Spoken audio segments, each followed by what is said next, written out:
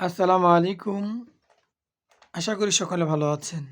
আর আজকের আলোচনা হবে এই রেনা বিকেসি যে ওষুধটি রয়েছে এর মোটামুটি একটা আলোচনা নিয়ে। তবে মোটামুটি আলোচনার ভিতরে মোটামুটি সব ধরনের তথ্য পেয়ে যাবেন। কারণ বিস্তারিত আলোচনা বা একটা আলোচনা করতে গেলে অনেক লেন্দি বিষয় প্রয়োজন। ঘন্টা, ঘন্টা চলে যাবে। তারপরে আলোচনা মোটামুটি শেষ করা যাবে। তাই অল্প সময়ে আমি আলোচনার মধ্যে যতটুকু পারি যে আমি চেষ্টা করব আপনাদেরকে মোটামুটি সব ধরনের তথ্য দেওয়ার জন্য। দেখুন এই রেনা বিকেসি যেই লিকুইডটা রয়েছে এর বিষয় নিয়ে আলোচনা করি। এটা রেনাটা একটা কোম্পানি রয়েছে। এটা মাছের ক্ষেত্রে হোক, চিংড়ির ক্ষেত্রে হোক, মুরগির ক্ষেত্রে হোক, হাঁসের ক্ষেত্রে হোক, সকল প্রাণীদের ক্ষেত্রে এটা সাধারণত অ্যান্টিসেপটিক একটা ঔষধ হিসেবে ব্যবহৃত হয়ে থাকে। এই ওষুধটি গবাদি পশুর বিভিন্ন শারীরিক সমস্যার চিকিৎসায় ব্যবহৃত হয় সাধারণত আমরা করে থাকি। তবে বিশেষ করে যেগুলো সাধারণত সংক্রমণ বা ইনফেকশনের কারণে ঘটে থাকে, গবাদি পশু, মাছ এবং অন্যান্য প্রাণীদের জন্য এটি বিভিন্ন ক্ষেত্রে ব্যবহৃত হয়। এমনকি যারা নাকি আপনার ইনকিউবেটর ব্যবহার করে থাকেন, তাদের যে ইনকিউবেটরে যে ধরনের ব্যাকটেরিয়া আক্রমণ করতে পারে বা অ্যান্টিফাঙ্গালের আক্রমণ হতে পারে, তার বিরুদ্ধেও কিন্তু এই রেনা বিকেসিটা ব্যবহার করতে পারবো। আসুন আমরা জেনে নেই। প্রথমে গবাদি পশুর ক্ষেত্রে জানবো, তারপর মাছের ক্ষেত্রে কিভাবে ব্যবহার করব সেটা আমরা জানবো। তারপরে দেখুন কিভাবে কোনটা ব্যবহার করতে হবে সে বিষয়টা জানবো। তবে দেখুন, হ্যাঁ, রেনা বিকেসির উপকারিতা সম্বন্ধে জানবো। কিছু আপনার পার্শ্ব প্রতিক্রিয়া রয়েছে সে বিষয় নিয়ে আমরা একটু ধারণা দিব আজকের এই আলোচনার ভিতরে। প্রথমে আমরা গবাদি পশুর ক্ষেত্রে রেনা বিকেসির কিভাবে ব্যবহার করব এই বিষয়টা নিয়ে একটু ধারণা দিচ্ছি। দেখুন, রেনা বিকেসিটা শ্বাস প্রশ্বাসের যে কোনো ধরনের সমস্যা থাকুক না কেন তার বিরুদ্ধেই কাজ করবে। তবে বিশেষ করে গবাদি পশুর শ্বাস প্রশ্বাসের সমস্যা, যেমন ধরেন উদাহরণস্বরূপ যদি বলতে যাই, গবাদি পশুর নিউমোনিয়া বা শ্বাসনালীতে ইনফেকশন হয়েছে, এই ধরনের বা শ্বাস নিতে কষ্ট হচ্ছে, এই ধরনের প্রবলেমে আপনার এই রেনা বিকেসি যে লিকুইডটা রয়েছে সেটাও আমরা ব্যবহার করতে পারবো। তবে ডোজেস ফর্মটা আমি আলোচনার শেষের দিকে বলছি কিভাবে ব্যবহার করব। এবার আসুন দুর্বলতা এবং পেন রিলিফ এর ক্ষেত্রেও রেনা বিকেসিটা আমরা ব্যবহার করতে পারবো। যেসব যেসব আপনার গবাদি পশুর পেশি ব্যথা বা শরীরে যে কোনো ধরনের অস্থিরতা দূর করতেও কিন্তু এই রেনা বিকেসিটা আমরা ব্যবহার করতে পারবো। দেখুন, এবার আসলে অ্যান্টিসেপটিক যেহেতু শরীরের রোগ প্রতিরোধ ক্ষমতা বৃদ্ধির জন্য, অর্থাৎ রোগ প্রতিরোধমূলক চিকিৎসার ক্ষেত্রেও কিন্তু এই রেনা বিকেসিটা আমরা ব্যবহার করতে পারবো। রেনা বিকেসি রোগ প্রতিরোধের বিষয়ে ব্যবহার অত্যন্ত পজিটিভ একটা ওষুধ, যা অল্প মাত্রায় ব্যবহার করলেই চলে।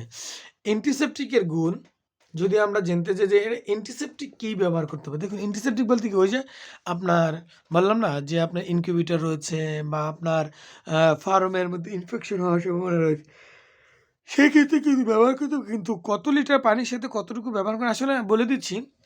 যদি অ্যান্টিসেপটিকের ক্ষেত্রে এবং প্রতিরোধমূলক বা অ্যান্টিঅক্সিডেন্ট ক্ষমতা বৃদ্ধির জন্য আমরা ব্যবহার করে থাকি, তাহলে প্রতি ১ লিটার পানিতে ১ মিলি পরিমাণ ব্যবহার করতে হবে।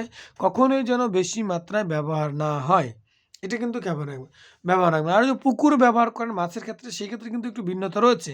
এটা হলো গবাদি পশুর ক্ষেত্রে শ্বাস প্রশ্বাস হোক, তারপর শরীর দুর্বলতা হোক, যে কোনো দুর্বলতার বিরুদ্ধে হোক না কেন ১ লিটার পানিতে ১ মিলি পরিমাণ ব্যবহার করবেন। এবার আসুন মাছের ক্ষেত্রে রেনা বিকেসি এর ব্যবহার আমরা কিভাবে করব। কারণ মাছ তো থাকে অনেক পানির ভিতর, বা ধরে ধরে ব্যবহার করলে মাছ মারা যাবে। কিভাবে ব্যবহার করব সে বিষয় নিয়ে আলোচনা। মাছের মধ্যে বিভিন্ন ধরনের ব্যাকটেরিয়াল এবং ভাইরাস ইনফেকশন হয়ে থাকে অনেক সময়। এই ধরনের সমস্যা থেকে যদি দূর করতে চান, যে কোনো ধরনের ইনফেকশন, যে কোনো মাছের কি কখনো জ্বর হয়? আমি কিন্তু আপনাদের কাছে একটা প্রশ্ন করলাম, এই প্রশ্নটা আমি কমেন্টে দেখতে চাই। মাছ, গবাদি পশুর মধ্যে যেমন আমরা সাধারণত মানুষের ক্ষেত্রে যদি ধরি, সেটা যদি ৯৮ ডিগ্রি সেলসিয়াস, না সরি, 98°F তাপমাত্রা থেকে যদি বেশি বৃদ্ধি পায় 99, 100, 101, 102, 103, 104 হলো মানুষের সীমানা শেষ। যদি এর ভিতরে জ্বর থাকে তাহলে মানুষের জ্বরের তারতম্যগুলো আমরা বুঝতে পারি। আর গবাদি পশু, ছাগল, ভেড়া, হাঁস, মুরগি ইত্যাদির ক্ষেত্রে সাধারণত 102, 103 হলো নর্মাল। যদি 104, 105, 106 হয়, হ্যাঁ, তাহলে গবাদি পশুর জ্বর বলে গণ্যিত হয়। 102, 3 এটা স্বাভাবিক থাকে। অর্থাৎ মানুষের যেখানে শেষ, গবাদি পশুর সেখানে শুরু। এখন কথা হলো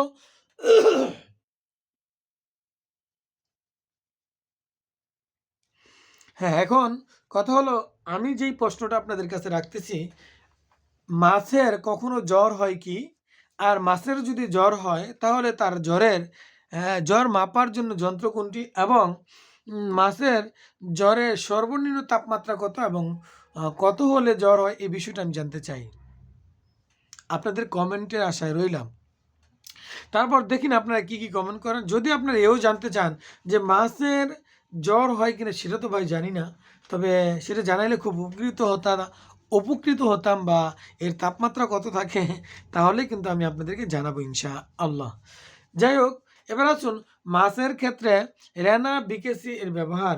যদি মাছের বিভিন্ন ব্যাকটেরিয়া, বিভিন্ন ভাইরাস বা বিভিন্ন ইনফেকশন হয়ে থাকে, আপনি লক্ষ্য করে থাকেন, তাহলে রেনা বিকেসি মাছের বা শ্বাস-প্রশ্বাস বা ইত্যাদি যে কোনো কিছু লক্ষ্য করে থাকেন, তাহলে সেই ক্ষেত্রে আমরা মাছের যে পানি আছে এই পানি ব্যবহার করব।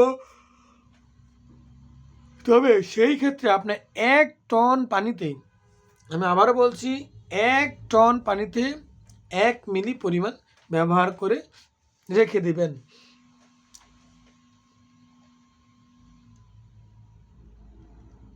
রেনা বিকেসি এর সাধারণত উপকারিতা সম্বন্ধে যদি আমরা একটু জানতে চাই, আমি আবার বলছি মাছের ক্ষেত্রে যদি এই ধরনের ইনফেকশন হয় তাহলে আনুমানিক যে 1 টন পানিতে আপনি 1 মিলি পরিমাণ ব্যবহার করবেন। এবার আসুন রেনা বিকেসি এর সাধারণ উপকারিতা কি রয়েছে এই বিষয় নিয়ে যদি আমরা জানতে চাই তাহলে এতক্ষণ যা বললাম তাই হবে। তবে এর মধ্যে একটু কমন বিষয় রয়েছে, যেমন ইনফেকশন কমানোর ক্ষেত্রে এই রেনা বিকেসিটা ব্যবহার করতে পারবো।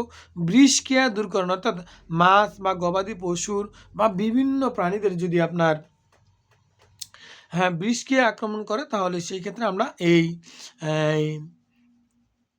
রেনা বিকেসিটা ব্যবহার করতে পারবো। শরীরে রোগ প্রতিরোধ ক্ষমতা বৃদ্ধির জন্য কিন্তু আমরা এটা ব্যবহার করতে পারবো।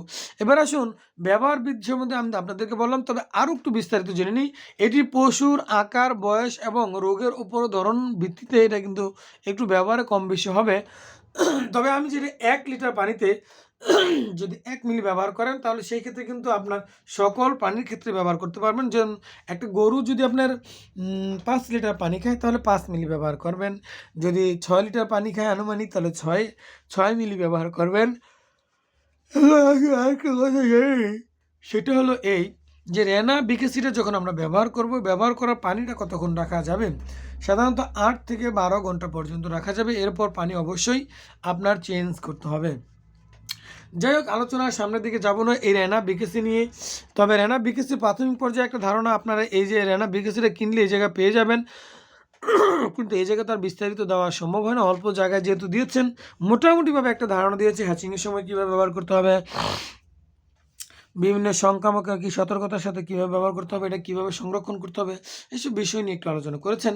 যাই হোক, সকলের খামারের জন্য আল্লাহ রাব্বুল আলামিন সকল রকমের বিপদ আপদ থেকে হেফাজত করেন এই আশা ব্যক্ত রেখেই আমি আলোচনা থেকে শেষ করার আগে একটা বিশেষ কথা বলবো।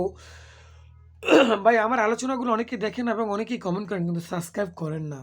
আসলে দেখুন, আজকের যে আলোচনাটা করলাম এটা একটা ইনফরমেটিভ আলোচনা, যে আপনারা এটা নিতে হলে, এই আলোচনাটা শুনতে হলে বা এই আলোচনা ডক্টরের কাছে যেতে হলে কিন্তু আপনাদেরকে অনেক হয়রানির শিকার হতে হবে।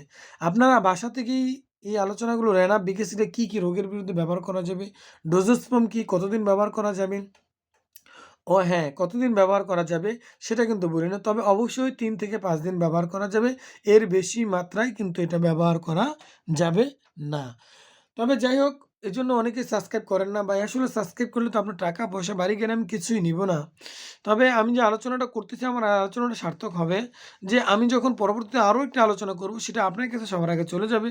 যদি আপনি মনে করেন যে দেখলে আমার উপকার হবে দেখে নিবেন, না হলে সবগুলো ক্লোজ করে দিবেন। কোনো তো প্রবলেম নেই। যাই হোক, সকলের সুস্থতা এবং সকলের খামারের সকল প্রাণীর সুস্থতা কামনা রেখেই আমি আজকের আলোচনা থেকে বিদায় নিচ্ছি। আসসালামু আলাইকুম ওয়া রাহমাতুল্লাহি ওয়া বারাকাতুহু।